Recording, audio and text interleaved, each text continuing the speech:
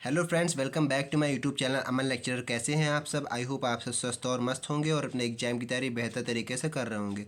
तो फ्रेंड्स, आज के हमारे वीडियो का टॉपिक होने वाला है क्लास 12 फिजिक्स के महत्वपूर्ण अति लघु प्रश्न। जी हाँ दोस्तों, ऐसे प्रश्न जो कि आपके पेपर में लगभग 2 से 3 नंबर में पूछे आते हैं और मोस्ट इंपॉर्टेंट क्वेश्चन है। ठीक है, तो अति लघु प्रश्न के बारे में आज हम लोग बात करने वाले हैं, जो कि आपके क्लास 12 फिजिक्स के मोस्ट इंपॉर्टेंट टॉपिक है, यानी कि वेरी वेरी इंपॉर्टेंट क्वेश्चन है। ठीक है, तो कौन से वो क्वेश्चन है जो कि आपके पेपर में हर साल रिपीट होते हैं और हर साल में पूछे आते हैं। ठीक है, तो टाइम ना वेस्ट करते हुए वीडियो को शुरू करते हैं। जैसे कि पहला आप क्वेश्चन देख रहे हैं, प्रश्न लिखा है गॉस की प्रमेय क्या है। तो भाई गॉस की प्रमेय आपसे पूछी जाती है, तो मोस्ट रिपीटेड क्वेश्चन है, हर साल आपके पेपर में जरूर आपको मिलेगा। पेपर के आपके 7 सेट होते हैं। ठीक है, 7 सेट में आपको हर एक सेट में जरूर क्वेश्चन मिलेगा इससे रिलेटेड। ठीक है, गॉस की प्रमेय क्या है या गॉस थ्योरम क्या है। ठीक है, इससे रिलेटेड आपके न्यूमेरिकल भी पूछे जाते हैं, तो उसको भी अच्छी तरीके से प्रिपेयर कर लेना है आपको। और थ्योरम क्या होती है, इसका स्टेटमेंट आपको जानना बहुत जरूरी है। गॉस की प्रमेय क्या है, तो आप बताएंगे उत्तर एज इट इज बिल्कुल इसी तरह से आपको लिख के आना है। गॉस के नियम के अनुसार, यानी गॉस की जो थ्योरम है वो क्या कहती है कि किसी बंद पृष्ठ से गुजरने वाला विद्युत फ्लक्स फाई ई उस पृष्ठ द्वारा परिबद्ध कुल आवेश क्यू का 1/ε0 गुना होता है। यानी कि गॉस की थ्योरम कहती है हमसे कि किसी बंद पृष्ठ से गुजरने वाला विद्युत फ्लक्स, कोई हमारा बंद पृष्ठ है, यानी इस प्रकार से क्लोज सरफेस है, उससे विद्युत फ्लक्स जो होगा, विद्युत फ्लक्स जो गुजरने वाला विद्युत फ्लक्स होगा उस पृष्ठ द्वारा परिबद्ध कुल आवेश का, इसके द्वारा जो टोटल हमारा आवेश है क्यू, उसका 1/ε0 गुना होता है। यानी जो आवेश है उसका गुना कितने गुना होता है, 1/ε0 गुना होता है। इस प्रकार से लिखा गया है, क्यू गुणे 1/ε0 गुना होता है। इसको जब हम कंबाइंड लिखेंगे तो इस प्रकार से लिख सकते हैं, Q/ε0। ठीक है, तो वही चीज़ यहाँ पर लिखी हुई है, अर्थात जो विद्युत फ्लक्स होता है फाई ई बराबर Q/ε0। ठीक है, तो Q/ε0 क्यों लिखा है, इस तरह से आया है यहाँ पर, Q मल्टीप्लाई 1/ε0। इसको जब इससे 1 से मल्टीप्लाई करेंगे तो Q/ε0 हम इसको इस प्रकार से भी लिख सकते हैं, Q/ε0। ठीक है, आगे लिखा है जहाँ पर ε0 क्या है, निर्वात या वायु की वैद्युतशीलता। भाई इसका तो मतलब आप जानते हैं ये क्या है, ये वैद्युत फ्लक्स है। क्यू हमारा आवेश है और ε0 क्या है, ε0 आप बताएंगे इस प्रकार से आप लिखेंगे, जैसे आप लिखेंगे ε0 बराबर निर्वात या वायु की वैद्युतशीलता है। ठीक है, एज इट इज इसी तरह से आप उतार के आएंगे, आपको पूरे में पूरे नंबर मिलेंगे, आपका एक भी नंबर कटने वाला नहीं है। ठीक है, अगला क्वेश्चन देख लेते हैं फ्रेंड्स। अगला क्वेश्चन है विभव प्रवणता की परिभाषा दीजिए। भाई विभव प्रवणता क्या होती है, उसकी आपको डेफिनेशन देनी है, उसकी आपको स्टेटमेंट बताना है। तो वैद्युत क्षेत्र की दिशा में दूरी परिवर्तन यानी डेल्टा एक्स के साथ विभव परिवर्तन यानी डेल्टा वी की दर को विभव प्रवणता कहते हैं। ठीक है, आपने अवकलन पढ़ा होगा, आपने डिफरेंशिएशन पढ़ा होगा, तो उसमें आपने देखा होगा दर क्या होती है, dy/dx जो हम लोग लगाते थे, उसी प्रकार से दूरी परिवर्तन यानी डेल्टा एक्स और विभव परिवर्तन की दर को ही हम लोग विभव प्रवणता कहते हैं। भाई ये इसका फॉर्मूला है, देखिए, विभव प्रवणता बराबर विभव में परिवर्तन बटे दूरी में परिवर्तन को हम लोग क्या कहेंगे, को हम लोग शॉर्ट फॉर्म में भी लिख सकते हैं, minus delta we upon delta x. परिवर्तन होगा डेल्टा वी अपॉन जो दूरी में परिवर्तन होगा डेल्टा एक्स। ठीक है, अगर आपको ये फॉर्मूला भी याद है तो इसी प्रकार से आप इसकी थ्योरी भी लिख सकते हैं, इसके जो आंसर स्टेटमेंट आप आराम से लिख सकते हैं अगर आपको ये फॉर्मूला याद है विभव प्रवणता का। ठीक है, 2 नंबर में मैक्सिमम आपसे क्वेश्चन पूछा जाता है, तो इसको अच्छी तरीके से तैयार कर लीजिएगा, क्योंकि सारे के सारे इंपॉर्टेंट क्वेश्चन है, साथ में इसको आप नोट भी करते चलिए। ठीक है, अगला और मोस्ट इंपॉर्टेंट क्वेश्चन है, ये आपका अतिलघु में पूछा जा सकता है, हो सकता है कभी कभी आपसे एमसीक्यू में भी क्वेश्चन पूछ लेते हैं कि भाई किरचॉफ का प्रथम नियम किसके संरक्षण पर आधारित है। तो आप बताएंगे किरचॉफ का जो प्रथम नियम है वो आवेश के संरक्षण पर आधारित है। ठीक है, तो क्वेश्चन आपसे इस प्रकार से पूछा सकता है कि किरचॉफ का द्वितीय नियम किसके संरक्षण पर आधारित है। किसके संरक्षण पर आधारित है ये मैं अभी आपको नहीं बताऊंगा, आपको इसका आंसर मुझे कमेंट बॉक्स में बताना है। ठीक है, तो ये किरचॉफ का प्रथम नियम मैंने आपको बता दिया, आवेश के संरक्षण पर आधारित है। ठीक, अगला दोस्तों क्वेश्चन है समविभव पृष्ठ की परिभाषा दीजिए। मोस्ट इंपॉर्टेंट क्वेश्चन है समविभव पृष्ठ। जितने भी आज मैंने क्वेश्चन लिए हुए हैं सारे आपके चैप्टर से मैंने सारे क्वेश्चन लिए हुए हैं। ठीक है, हर एक चैप्टर का आपको इंपॉर्टेंट क्वेश्चन इसमें मिलने वाला है। तो समविभव पृष्ठ की परिभाषा आपको क्या लिखनी है कि किसी वैद्युत क्षेत्र में खींचा गया वह पृष्ठ जिस पर स्थित सभी बिंदुओं पर वैद्युत विभव बराबर हों समविभव पृष्ठ कहलाता है। ठीक है, पृष्ठ जो कि ऐसे विद्युत क्षेत्र में खींचा गया है जिस पर सभी बिंदुओं पर जो वैद्युत विभव है वो हमारा बराबर है, तो उसी को हम लोग समविभव पृष्ठ कहते हैं। ठीक है, आवेशों के मध्य, अगला भाई क्वेश्चन कह रहा है कि आवेशों के मध्य लगने वाले वैद्युत बल की सहायता से वैद्युतशीलता का विमीय समीकरण आपको लिखना है। यानी कि आवेशों के मध्य जो हमारा वैद्युत बल लगता है, ठीक है, यानी कि वैद्युतशीलता जिसको हम लोग कहते हैं, तो उसका हमको विमीय सूत्र भी लिखना है, यानी विमीय सूत्र कहिए या फिर विमीय समीकरण कहिए। तो जो आवेशों के मध्य हमारा जो बल लगता है आप जानते हैं F बराबर 1/4πε0 डॉट Q1 Q2/r²। अब यहाँ से जो 1/4πε0 देख रहे हैं ये भाई हमारा क्या होता है, कांस्टेंट होता है। ठीक है, इसके मतलब क्या है, इसकी हमको विमीय सूत्र नहीं निकालना है, क्योंकि हमारा नियतांक होता है, कांस्टेंट होता है, उसका कोई भी विमीय समीकरण नहीं होता है। तो हमको समीकरण किसका निकालना है भाई, ये बचा है F बचा है Q1 Q2/r² बचा है। और हाँ साथ में, लेकिन यहाँ पर देखिए 1/4 पाई है ना केवल, एप्सिलॉन नॉट भाई तो एक वैल्यू है, तो 1/4 पाई है केवल ये कांस्टेंट, तो एप्सिलॉन नॉट इसका बचा है एफ, और Q1 Q2/r² इतना बचा हुआ है। तो भाई अब हम इस एप्सिलॉन नॉट को इधर ले जाएं, तो एप्सिलॉन नॉट को अगर हम इधर ले जाएं तो इक्वल में करके लिख दें, क्योंकि हमको किसका निकालना है, वैद्युशीलता का निकालना है। तो एप्सिलॉन नॉट क्या होती है, हमारी वैद्युशीलता होती है, तो इसको इधर ले जाएंगे, एफ इधर आ जाएगा, तो एप्सिलॉन नॉट बराबर हो जाएगा Q1 Q2/FR²। इस प्रकार से हमारा सूत्र बन जाएगा। अब इसी का हमको विमीय सूत्र निकालना है। इसका विमीय सूत्र कैसे निकालेंगे, एप्सिलॉन नॉट को विमा में लिख देंगे बराबर क्यू, आगे लिखेंगे Q1 का, यानी कि आवेश की जो विमा होती है वो क्या होती है 80, और इसकी भी हो जाएगी 80, तो 80 इसका लिख देंगे। और ये एफ यानी कि जो फोर्स होता है उसकी विमा होती है mL/t-2, और जो R² यानी जो लेंथ होती है, दूरी होती है, उसका होता है L2।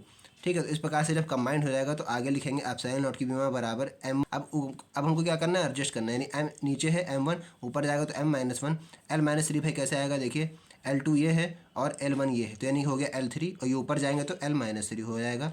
ये T ऊपर कितने हैं, T2 है, नीचे T-2 है, तो ये ऊपर जाएगा T+2 और ये 2, तो ये हो जाएगा T+2 और ये T3 और ये T4, तो हो जाएगा टोटल T4। A2 यानी कि A और A2 हो गया। तो इस प्रकार से हमारी वैद्युशीलता का विमा सूत्र ये आ गया। ठीक है, तो इस प्रकार से भी क्वेश्चन आपसे पूछे आते हैं, अति लघु में पूछे आ सकते हैं, तो उसको अच्छी तरीके से तैयार कर लीजिएगा, 2 नंबर आपके बिल्कुल पक्के हो जाएंगे यहाँ पर। ठीक है, अगला भाई क्वेश्चन है, वैद्युत द्विध्रुव के कारण निरक्षीय स्थिति में किसी बिंदु पर वैद्युत क्षेत्र की तीव्रता का व्यंजक लिखिए। इसमें केवल आपसे पूछा गया कि व्यंजक लिखने के लिए बोला जा रहा है। कहीं कहीं पर आपसे जब लघु क्वेश्चन पूछाते हैं, दीर्घ होते हैं, तो आपसे कहा जाता है कि मतलब वैद्युत क्षेत्र की तीव्रता का व्यंजक सिद्ध कीजिए या व्युत्पन्न कीजिए। डेरिवेशन पूछा आता है, इंपॉर्टेंट क्वेश्चन वो भी 5 नंबर में पूछा आता है, लेकिन फिलहाल अभी हम इसकी बात करते हैं। वैद्युत द्विध्रुव के कारण जो निरक्षीय स्थिति में सूत्र होगा उसको आपको लिखना है E बराबर 1/4πε0.P/r³। ये सूत्र हो जाएगा वैद्युत क्षेत्र की तीव्रता का, और इसका जो मात्रक है वो है न्यूटन प्रति कूलाम, यानी न्यूटन पर कूलाम आप लिख सकते हैं। ठीक है, तो ये भी इंपॉर्टेंट है, इसको भी नोट कर लीजिए, या फिर आप स्क्रीनशॉट लेकर रख सकते हैं, बाद में आपके काम आने वाले हैं। ठीक है, ये अगला क्वेश्चन देख लेते हैं फ्रेंड्स। चुंबकीय फ्लक्स की परिभाषा तथा इसका विमीय सूत्र लिखिए। चुंबकीय फ्लक्स क्या होता है उसकी आपको परिभाषा लिखनी है, और उसका विमीय सूत्र भी आपको बताना है। तो चुंबकीय फ्लक्स की परिभाषा आप सीधी से बताएंगे, किसी चुंबकीय क्षेत्र में रखे पृष्ठ के लंबवत गुजरने वाली चुंबकीय बल रेखाओं की संख्या को उस पृष्ठ की संबद्ध चुंबकीय फ्लक्स यानी कि फाई, जिसको हम लोग कहते हैं, ठीक है, चुंबकीय फ्लक्स कहते हैं।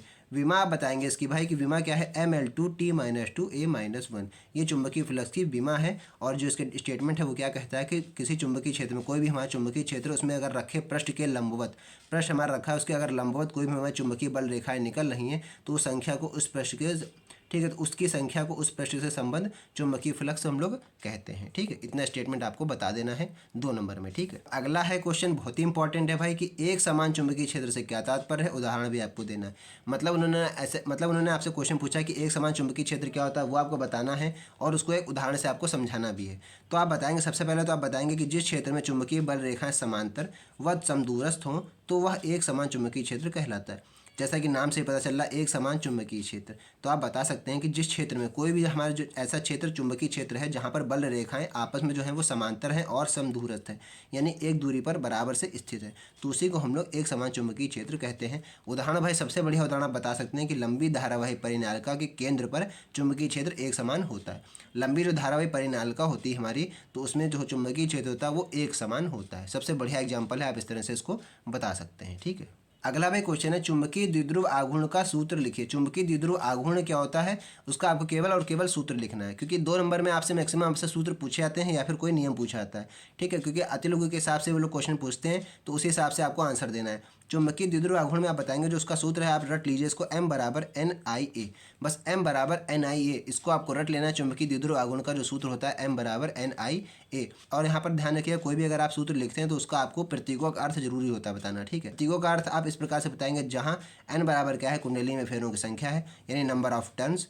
I बराबर क्या है, प्रवाहित धारा है, यानी जो हमारी करंट होती है। और A बराबर क्या है, अनुप्रस्थ काट का क्षेत्रफल, जो हमारा एरिया होता है A। ठीक है, तो अनुप्रस्थ काट का क्षेत्रफल होता है वो। ठीक है, तो ये चुंबकीय द्विध्रुव आघूर्ण का सूत्र हो गया, इसको भी कहीं पर नोट करके रख लीजिए, बहुत इंपॉर्टेंट क्वेश्चन है वाला। ठीक है फ्रेंड्स, अगर हम लोग अगले क्वेश्चन की बात कर लें, अगला क्वेश्चन कह रहा है कि धारा घनत्व से आप क्या समझते हैं, इसका मात्रक लिखिए। धारा घनत्व क्या होता है उसको आपको बताना है, उसका मात्रक भी आपको बताना है। तो धारा घनत्व में आप बताएंगे, चालक के एकांक क्षेत्रफल से प्रवाहित वैद्युत धारा को धारा घनत्व कहते हैं। चालक के एकांक क्षेत्रफल में, अगर कोई चालक है हमारा, उसके एकांक क्षेत्रफल में प्रवाहित जो वैद्युत धारा होती है उसी को हम लोग धारा घनत्व कहते हैं। इसको भाई हम लोग कैपिटल जे से दिखाते हैं, ध्यान रखिएगा, धारा घनत्व को कैपिटल जे से दिखाते हैं इंग्लिश अल्फाबेट के, ठीक है। तो भाई आपको मात्रक भी बताना, तो मात्रक जब आप बता पाएंगे आपको उसका सूत्र याद होगा। तो धारा घनत्व का सूत्र होता है जे बराबर आई अपॉन ए। आई क्या है? एम्पियर, और ए क्या है? मीटर। इसका सूत्र क्या, यानी इसका मात्रक क्या हो जाएगा? Ampere per metre, ampere per metre. इसी प्रकार से आप लिख सकते हैं। प्रतीक भी आपको प्रतीकों का अर्थ बताना है, जहां पर ए बराबर क्या है? अनुप्रस्थ काट का क्षेत्रफल है, और आई क्या है? यानी कि धारा है, एम्पियर है यानी कि धारा। मात्रक भाई इसका बताएंगे आप एम्पियर पर मीटर, ये इसका मात्रक हो गया है, ठीक है। और मोस्ट इंपॉर्टेंट है जो कि आपसे पेपर में हर साल रिपीट होता है, हर साल पूछा गया है, क्रांतिक कोण की परिभाषा दीजिए। क्रांतिक कोण क्या होता है, ठीक है। मोस्ट रिपीटेड क्वेश्चन है, हर साल हर सेट में क्वेश्चन आपको जरूर देखने को मिलेगा क्रांतिक कोण से रिलेटेड, ठीक है। तो क्रांतिक कोण की परिभाषा आपको बतानी है। तो क्रांतिक कोण की परिभाषा में आप बताएंगे, जब कोई प्रकाश की किरण सघन माध्यम से विरल माध्यम में प्रवेश करती है तो इसका अधिकांश भाग अपवर्तित हो जाता है, ठीक है। अधिकांश, आधे से ज़्यादा भाग जो है वो अपवर्तित हो जाता है जब कोई हमारी प्रकाश की किरण सघन माध्यम से विरल माध्यम में प्रवेश करती है, ठीक है। तथा शेष भाग परावर्तित हो जाता है, ठीक है। बाकी जो अपवर्तित होने के बाद जो भाग बचा होता है वो परावर्तित हो जाता है, यानी दूसरी तरफ रिफ्लेक्ट हो जाता है, ठीक है। तो वह अपवर्तित किरण अविलंब से दूर हटती जाती है। तो उसके बाद जो क्या हमारी जो अपवर्तित किरण होती है वो अविलंब से थोड़ी थोड़ी दूर हटती जाती है, इस प्रकार से, ठीक है। आगे आप बताएंगे, यदि सघन माध्यम में आपतन कोण आई, यानी आपतन कोण जो होता है हमारा आई होता है, को इतना बढ़ाया जाए कि एक विशेष आपतन कोण के लिए अपवर्तन कोण 90 डिग्री हो जाए, तो इस आपतन कोण को ही हम लोग क्रांतिक कोण कहते हैं। यानी कि ऐसा कोई मीडियम हो जाए, यानी ऐसे सघन माध्यम में हम लोग आपतन कोण को इतना बढ़ा दें कि एक विशेष आपतन कोण, यानी एक स्पेशल कोण जो हमारा बन जाए, यानी कि जिसका अपवर्तन कोण 90 डिग्री हो जाए, ठीक है। तो इस आपतन कोण को ही हम लोग क्रांतिक कोण कहते हैं। इतनी सी क्रांतिक कोण को आपकी परिभाषा लिख देनी है, मोस्ट इंपॉर्टेंट है, ये भी क्वेश्चन है, इसको भी टिक करके रख लीजिए। जब भी पूछा जाएगा आपसे, हो सकता है कभी कभी 3 नंबर में पूछ लें, और हो सकता है कभी कभी आपसे 5 नंबर में पूछ लेते हैं। कभी कभी 5 नंबर में ऐसे पूछते हैं, भाई क्रांतिक कोण की परिभाषा दीजिए, और ठीक है, और इससे रिलेटेड आपसे एक क्वेश्चन पूछ लेते हैं। 5 नंबर में वही क्वेश्चन आपसे पूछा सकता है, इसको भी नोट करके रख लीजिए, ठीक। अगला भाई क्वेश्चन है, प्रिज्म के पदार्थ के अपवर्तनांक का सूत्र लिखिए, प्रयुक्त प्रतीकों का अर्थ बताइए। देखिए हमने कहा था कि प्रयुक्त प्रतीकों का अर्थ बताइए, जरूर आपसे पूछा था है। जब भी आप कोई फॉर्मूला लिखेंगे तो आपको प्रतीकों का अर्थ अवश्य बताना रहता है, ठीक है। तो जो प्रिज्म के पदार्थ के अपवर्तनांक का जो सूत्र होता है वो आपको बताना है, n=sin a plus lambda m upon 2 upon में sin a/2। अब लैम्डा m यहाँ पर आपके सामने नया वर्ड आया है, तो लैम्डा m अपॉन 2 ये पूरा फॉर्मूला पहले आपको लिख लेना है। उसके बाद बताना है जहाँ a जो है वो प्रिज्म का कोण है, ठीक है। साइन तो आप जानते हैं क्या होती है, ज्या होती है, यानी कोई एंगल होता है, तो a जो है वो प्रिज्म कोण है। लैम्डा m जो है वो क्या है? न्यूनतम विचलन कोण है।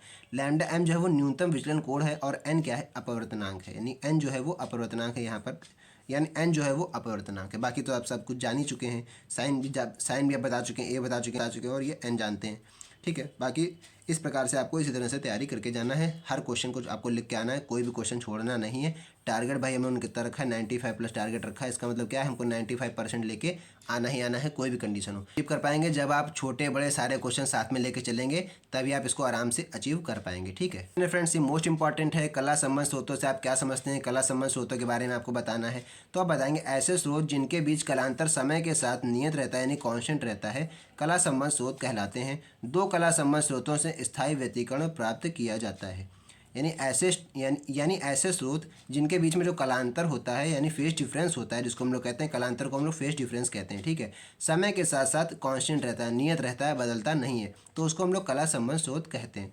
2 कला संबंध स्रोतों से ही हम लोग स्थायी व्यतिकरणों को प्राप्त करते हैं, ध्यान रखिएगा इस चीज़ का, ठीक है। इंपॉर्टेंट क्वेश्चन है, इसको भी आप लिख कर कहीं रख लीजिए, ठीक। क्वेश्चन फ्रेंड्स मोस्ट इंपॉर्टेंट है, वैद्युत चुंबकीय प्रेरण में लेंज का नियम क्या होता है? लेंज का नियम आपसे हर बार पूछा जाता है, घुमा फिरा के जैसे भी हो क्वेश्चन जरूर आपसे पूछा जा सकता है, लेंज का नियम क्या है। कभी कभी वो लोग साफ पूछ लेते हैं कि लेंज का नियम क्या है, कभी कभी घुमा फिरा के भी क्वेश्चन पूछते हैं, वैद्युत चुंबकीय प्रेरण के लेंज का नियम बताइए। तो आप बताएंगे, किसी परिपथ में प्रेरित विद्युत बाहुबल अथवा प्रेरित धारा की दिशा सदैव ऐसी होती है कि यह उस कारण का विरोध करती है जिससे यह स्वयं उत्पन्न होती है, ठीक है, जिससे यह स्वयं उत्पन्न होती है, इसे हम लोग लेंज का नियम कहते हैं। मतलब क्या, अगर मैं आपको एक एग्जांपल से समझाना चाहूँ, जैसे माँ बाप होते हैं, हमारे पेरेंट्स होते हैं, क्या होता है, हम लोग उन्हीं की संतान है, ठीक है, उन्हीं से हम लोग उत्पन्न हुए हैं, और आगे क्या चल के हम लोग उनको डिसोबे करते हैं, यानी उनका अगर हम लोग बात नहीं मानते, उनके हम लोग कहना नहीं मानते हैं, हम लोग क्या है, हम लोगों के ऊपर लेंज का नियम फॉलो होता है।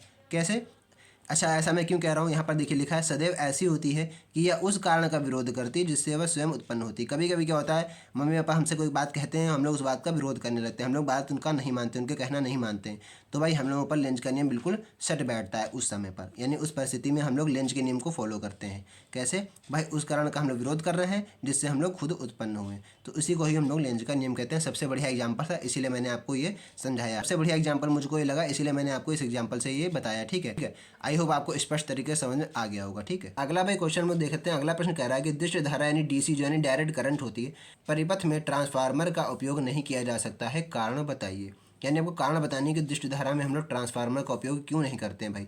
तो आपको बताना सीधा सिंपल सा आंसर है, दृष्ट धारा यानी जो डायरेक्ट करंट से ट्रांसफार्मर क्रोड में परिवर्तित चुंबकीय फ्लक्स उत्पन्न नहीं हो सकता है। आगे लिखा है, अतः अन्योन्य प्रेरण का प्रभाव उत्पन्न न होने से ट्रांसफार्मर कार्य नहीं करेगा। अगर हम लोग डीसी में जो ट्रांसफार्मर को यूज़ करेंगे तो उसमें क्या है, अन्योन्य प्रेरण का प्रभाव उत्पन्न नहीं होगा, जिसके कारण ट्रांसफार्मर हमारा जो है वो कार्य नहीं करेगा। इतना सा आपको बता देना है। ठीक, अगला क्वेश्चन है ट्रांसफार्मर से ही रिलेटेड है, ट्रांसफार्मर चैप्टर से ही रिलेटेड है आपका। भंवर धाराएं क्या होती हैं, यानी भंवर धाराओं को हम लोग एडी करंट कहते हैं। ठीक है, एडी करंट क्या होती हैं? तो यदि किसी धातु की मोटी प्लेट को चुंबकीय क्षेत्र में गतिशील किया जाए तो प्लेट से संबंध चुंबकीय फ्लक्स में परिवर्तन के कारण ही प्रेरित धारा को भंवर धारा कहते हैं। यदि हमारे कोई धातु की मोटी प्लेट है, उसको हम लोग चुंबकीय क्षेत्र में गतिशील कराएं तो प्लेट से संबंध चुंबकीय फ्लक्स में परिवर्तन के कारण प्रेरित धारा को ही हम लोग भंवर धारा कहते हैं। ठीक, अगले प्रश्न की हम लोग बात कर लें। अगला प्रश्न कह रहा है कि मुक्त इलेक्ट्रॉनों के अनुगमन वेग से आप क्या समझते हैं, आपको बताना है। तो अनुगमन वेग क्या होता है, पहले तो आपको समझना है। मुक्त इलेक्ट्रॉनों का जो अनुगमन वेग क्या होता है उसको हम लोग अपवहन वेग भी कहते हैं। ठीक है, तो आपको बताना है वह वेग जिसके द्वारा चालक के मुक्त इलेक्ट्रॉन आयनों से टकराते हुए बाह्य वैद्युत क्षेत्र के प्रभाव में सिरे की ओर आगे बढ़ते हैं, यानी पॉजिटिव की तरफ आगे बढ़ते हैं, यानी पॉजिटिव आयन की तरफ आगे बढ़ते हैं, यानी धन सिरे की ओर आगे बढ़ते हैं, तो उसे हम लोग अपवहन या फिर अनुगमन वेग कहते हैं। यानी धन सिरे की तरफ हमारे आगे बढ़ते हैं वैद्युत क्षेत्र के, यानी धन सिरे की तरफ हमारे आगे बढ़ते हैं मुक्त इलेक्ट्रॉन, तो उन्हीं को हम लोग अनुगमन वेग या अपवहन वेग कहते हैं। इतना कॉन्सेप्ट है, इसी तरह से आपको लिख के आना है पेपर में। ठीक, अगला और इम्पॉर्टेंट क्वेश्चन है, एकल गोलीय पृष्ठ पर प्रकाश के अपवर्तन का सूत्र लिखिए। एकल गोलीय पृष्ठ क्या होता है, उस पर आपको प्रकाश के अपवर्तन का सूत्र लिखना है। तो उत्तर आप बताएंगे n/v - 1/u बराबर n-1/r। ये आपका एकल गोलीय पृष्ठ के प्रकाश के अपवर्तन का सूत्र है। इसको रट लीजिए या फिर इसको कहीं नोट करके रख लीजिए, या फिर आप इसका स्क्रीनशॉट लेके रख लीजिए, क्योंकि आपको एक क्वेश्चन जरूर मिलने वाला है पेपर में। ठीक है, या तो इससे रिलेटेड आपको एक न्यूमेरिकल आता है, तो न्यूमेरिकल, ठीक है, तो न्यूमेरिकल भाई कैसे लगाया जाता है, न्यूमेरिकल में जो जो वैल्यू दी होती है वो आपको वैल्यू पुट कर देनी है, सिंपल है। ठीक है, तो यहाँ बताएंगे जहाँ पर प्रतीकों का आपको अर्थ बताना है। यू जो है स्मॉल यू पृष्ठ से वस्तु की दूरी है, और ये जो स्मॉल वी देख रहे हैं ये है पृष्ठ से प्रतिबिंब की दूरी है, और आर जो देख रहे हैं ये है पृष्ठ की वक्रता त्रिज्या, और एन यहाँ पर लिखा होगा, देखिए एन जो है, एन क्या है, पृष्ठ द्वारा पृथक पहले माध्यम के सापेक्ष दूसरे माध्यम का अपवर्तनांक है स्मॉल एन। ठीक है, जितने भी प्रतीक यहाँ पर लिखे थे सभी प्रतीकों का अर्थ यहाँ पर बता दिया गया है। ठीक, अब अगले क्वेश्चन की हम लोग दोस्तों बात कर लें। अगला क्वेश्चन है अनुनादी आवृत्ति किसे कहते हैं। ये भी इंपॉर्टेंट क्वेश्चन है, आपके चैप्टर से मैंने लिया हुआ है, LCR सर्किट से ये क्वेश्चन लिया हुआ है, अनुनादी आवृत्ति किसे कहते हैं।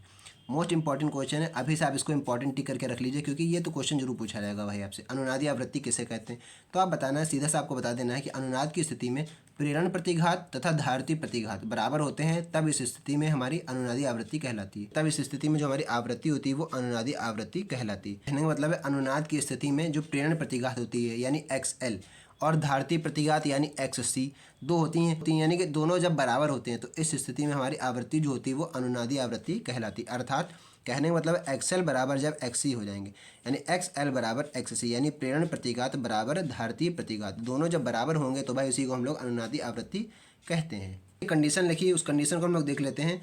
XL को हम लोग लिखते हैं ω/L और XC को लिखते हैं 1/ωc, और कहने का मतलब क्या, दोनों जब बराबर होंगे तो यहाँ पर हमने दोनों को, तो यहाँ पर भी इन दोनों को हमने बराबर दिखा दिया। तो ω/L बराबर 1/ωc, यहाँ से जब क्रॉस मल्टीप्लाई करा दें तो ω² हो जाएगा, ω² बराबर L इसका नीचे आ जाएगा, तो ω² बराबर 1/LC हो जाएगा।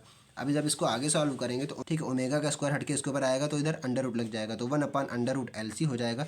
चूँकि जो हमारा ओमेगा होता है वो 2πf होता है। ओमेगा बराबर क्या होता है, ओमेगा = 2πf होता है, तो ओमेगा की जगह हम क्या रख दें, 2πf रख दें। तो अगर ओमेगा की जगह हम लोग 2πf रख देंगे तो अनुनादी आवृत्ति भाई क्या हो जाएगी, 2πf अगर हमने इधर रखा तो 2π इसका चला जाएगा इधर, और इधर बचेगा केवल f, क्योंकि हमसे अनुनादी आवृत्ति पूछा जा रहा था। तो 2πf रखने से मतलब ठीक है, तो जैसे हमने यहाँ 2πf रखेंगे तो 2π इसका इधर चला जाएगा, इधर बचेगा f, तो f = 1/2π√LC। इस प्रकार से इंपॉर्टेंट क्वेश्चन है, इसको भी नोट करके रख लीजिएगा, आपसे कई बार पूछा चुका है पेपर में। तो फ्रेंड्स, आपको वीडियो कैसा लगा कमेंट बॉक्स में जरूर बताइएगा। अगर वीडियो अच्छा लगा हो तो वीडियो को लाइक कीजिएगा, चैनल पर पहली बार आए तो चैनल को सब्सक्राइब जरूर कर लीजिएगा, ताकि इस तरह की जो भी मैं इंपॉर्टेंट वीडियो डालूँ उसका नोटिफिकेशन आपको मिल सके। बस आज की इस वीडियो में इतना ही, मिलते हैं नई वीडियो में नेक्स्ट टॉपिक के साथ। तब तक के लिए जय हिंद।